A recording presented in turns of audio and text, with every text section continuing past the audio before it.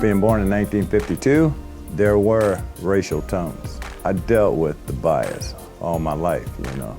And just growing up, period, you know, in Kalamazoo, it was a little racial. The founding of the Kalamazoo Boxing Academy came on the heels of a historic change in Kalamazoo, the desegregation of schools. Kalamazoo public schools weren't segregated by law, but in 1968, a study revealed that 90% of black children attended just 5 of Kalamazoo's 29 elementary schools. In 1971, the city began to redraw school district lines in order to balance the racial divide. The young KBA boxers experienced these changes firsthand. They didn't want black kids to be there, so they used to have a lot of fights, you know, on the way home from school. They got mud billy clubs and chains and all this, and we just got our hands, and I was like, I can't get hurt. They didn't want us at their school at that time. The Kalamazoo Boxing Academy hosted a racially diverse group of fighters and trainers. It was an oasis amid the tensions of the time. With my coach, Eddie Bridges, I felt no bias whatsoever. Being born in the 50s, if there was any type of bias or prejudice, I would have definitely known about it.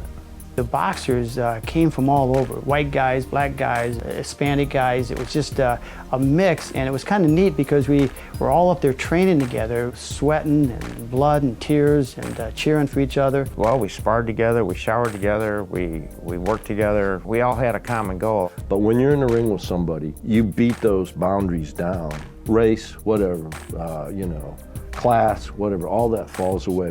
After you spend 3 rounds in the ring or more with somebody, you're both really happy that you're still alive and you got through it. I mean, we got along with everybody. It was more enjoying the excitement of being where we were at, so it wasn't racist. Everybody was accepting us as who we are and what we were doing and trying to make the community better.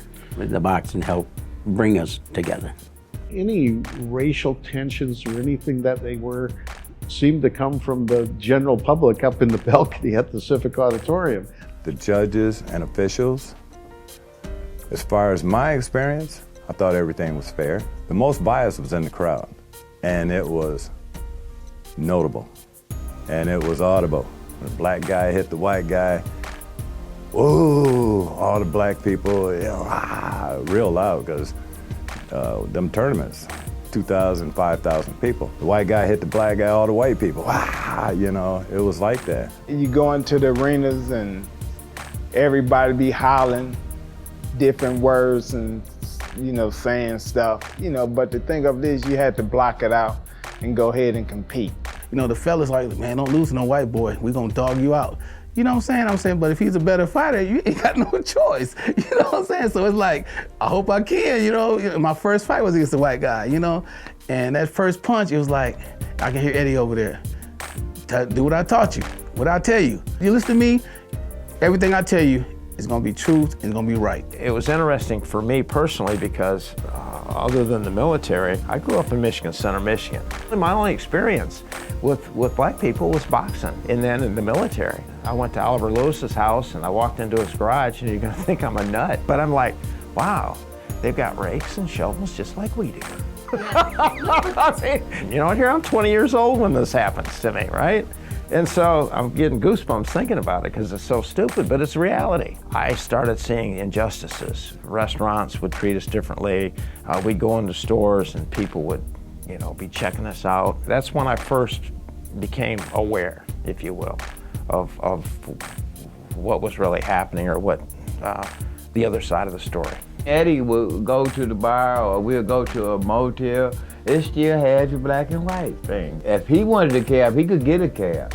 And the cab driver said, what you doing with that? You know, what you doing with that? You know, well, you can ride, he can't ride. But Eddie would still stick his head up. He stood up for me a lot of times when I would have just gave up. It brought us all together no matter what color your skin was, where you came from.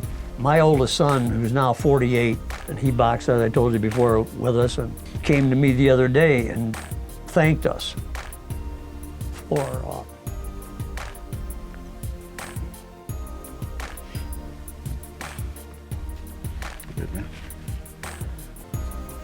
bringing him up the right way, being with these kids all the time.